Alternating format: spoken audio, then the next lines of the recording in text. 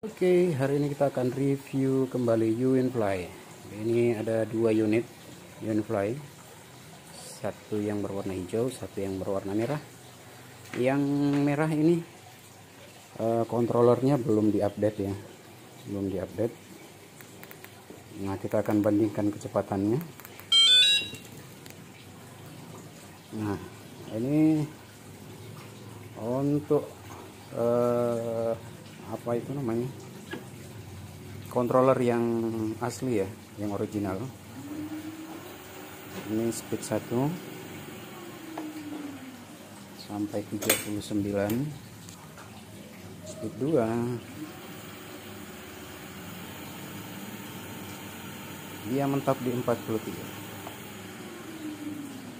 speed 3 mentok di 49. Itu untuk yang standar. Kemudian kita ke yang hijau, yang sudah di upgrade ya.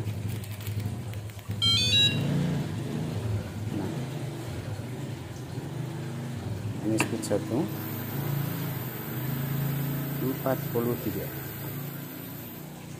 speed 2 dia mentok di 82, sementara di speed 3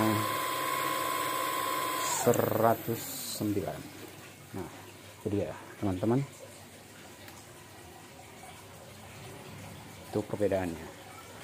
Untuk setirnya ini sudah diganti dengan setir Fiction ya, kemudian spionnya diganti, begitu juga dengan yang ini, setir Fiction dengan spion yang diganti, kemudian diberi jalu, masing-masing diberi jalu. Keren enggak? Keren ya.